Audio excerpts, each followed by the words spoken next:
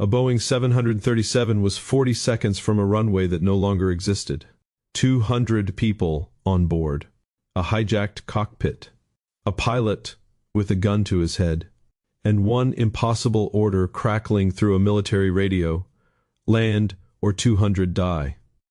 11 kilometers away, lying flat on a rooftop with frost eating through her gloves, a 26-year-old sniper named Elena Voss heard that order too. She didn't move. She didn't blink. She just whispered 4 words into her mic that nobody in that command tent expected to hear. Not today. Copy? This is the story of the shot nobody thought a woman could take, and the reason she almost didn't pull the trigger at all. If stories like this hit you somewhere real, subscribe now, because what happens in the next 10 minutes, you will not forget. Before the rooftop, before the call sign Widow, Elena Voss was just a name on a roster nobody respected. She'd graduated top of her sniper course, but the men around her still called her the experiment. She ate alone. She checked her rifle 3 times before anyone else checked it once. She carried a small brass compass everywhere. Her father's, a naval officer who died before she ever fired a weapon in anger. It didn't point north anymore. The needle stuck at 340 degrees, frozen years ago. She kept it anyway. It doesn't have to work, she told her spotter once. It has to remind me why I aim. Her unit trained her in secret advanced protocols most snipers never saw. Moving target intercepts on aircraft, wind shear compensation at extreme range, breathing control under psychological duress.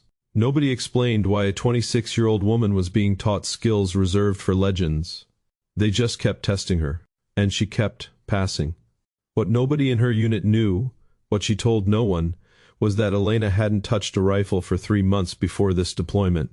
After her last mission, her hands shook so badly she couldn't hold a coffee cup. A hostage situation gone wrong. A shot. She took a half-second too late. A man died who didn't have to. Command called it acceptable loss. Elena called it hers to carry, alone, every night since.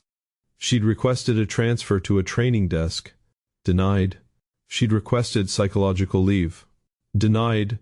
The program needed her too badly to let her rest. So she hid it. She wrapped medical tape around her trigger finger so command wouldn't notice the tremor during weapons checks. She practiced breathing exercises in bathroom stalls between briefings. She smiled when spoken to, and said nothing about the nightmares. Her mentor, a grizzled instructor named Sergeant Okafor, was the only one who suspected. He found her one night, on the range, alone, unable to steady her aim on a stationary paper target 50 meters out. He didn't report her. He sat beside her in the dark, and said the line that would follow her for the rest of her life. The rifle doesn't care how broken you are. It only cares if you tell it the truth before you fire. She didn't understand what that meant. Not yet. Not until the day 200 lives depended on whether she could tell herself the truth one more time. The morning of the hijacking started like any other. Gray skies, cold coffee, a training exercise that felt routine. Then the alert came through. A domestic flight, cabin pressure dropping intentionally, a cockpit voice recording of a man screaming demands in 3 languages. Political extremists, no ransom, only one demand, that the plane be allowed to crash into a government building 40 kilometers south. Elena's unit was activated within 9 minutes. She checked her rifle. Her hands were steady, which frightened her more than if they'd shaken. Steady hands with an unhealed mind felt like a lie waiting to be exposed at the worst possible second.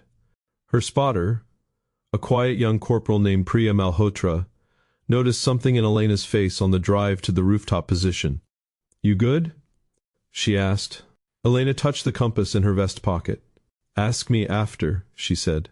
They didn't know yet that the plane's altitude, angle, and cockpit visibility would make this the hardest shot attempted by a ground sniper in the program's history, through reinforced glass, across wind shear, at a target moving nearly 250 kilometers per hour. On the rooftop, wind gusted at 14 knots, and climbing. Elena ranged the aircraft at 1,340 meters and closing, nearly triple the effective range of her weapon system. Command's voice crackled through. "Widow, you are not cleared to engage.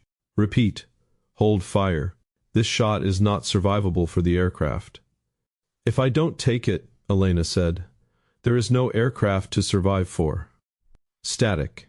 Then Okafor's voice patched in from command. "Elena, tell the rifle the truth." She closed her eyes for 1/2 second. The only half second she allowed herself. She thought of the man she hadn't saved 3 months earlier. She thought of 200 strangers who had no idea her trembling hands from that night were the only thing standing between them and the ground. "I'm not steady," she said quietly into her mic, to no one but Priya. "I'm scared, and I'm still going to take the shot." That was the truth Okafor meant. Not confidence. Honesty. She flipped off her weapon's safety. If you were in that command tent, hearing a sniper say "I'm scared" seconds before an impossible shot, would you have cleared her to fire or pulled her off the mission? Tell me below. Subscribe now if you want to see how this shot actually happens, because what she does next has never been declassified until this video. Command refused to authorize. Twice. The officer in charge, a colonel with 30 years of service, told Priya flatly, "No woman on this program has ever attempted an intercept past 900 meters. She is not taking this shot on my authority." Priya, shaking, relayed nothing. She simply said into her own mic, "Widow, winds 14 left, gusting 16. Elevation matches. You're clear from me." It wasn't a clearance. It was a corporal risking her entire career on a woman nobody upstairs believed in. Elena adjusted for wind drift across nearly 1.5 miles of open sky, factoring spin drift, Coriolis effect, and a target moving fast enough that she'd have to fire at a point in the air the aircraft hadn't reached yet. Pure prediction, pure trust in mathematics she'd run in her head 1,000 times before. The truth was simple and terrifying. If command found out she fired without authorization, her career was over regardless of outcome. If she didn't fire, 200 people had roughly 90 seconds left. She exhaled half a breath, the way Okafor taught her. Never fully empty, never fully full. Steady between two states, just like she'd been living for 3 months. Time didn't slow down for Elena. That was a myth Hollywood built. Time simply narrowed until only 3 things existed: her breath, the reticle, and the compass warm against her ribs. She thought for one unexpected moment of her father, not as a naval officer, not as a name on a folded flag, but as a man who used to hold her hand crossing a street when she was 7 years old, telling her, "I've got you. Look both ways, but I've got you." That was the tenderness she carried into violence. Not hatred for an enemy, but love for people she'd never meet. Sitting in seats 14A and 22C, holding armrests they didn't know were the only thing standing between calm and chaos. She placed her reticle 4.3 mils high and 6 mils left of the cockpit's reinforced window, a point in empty sky where nothing existed yet, but where, in 1.6 seconds, a moving hijacker silhouette would arrive if her math held. "Winds steady," Priya whispered. "You're clear?" Elena didn't say, "Not today again." She didn't need to. She let out the last quarter of her breath. She fired. The round crossed 1,340 meters in just under 2 seconds. Through crosswind, through altitude change, through a target moving at highway speed 1 kilometer in the sky.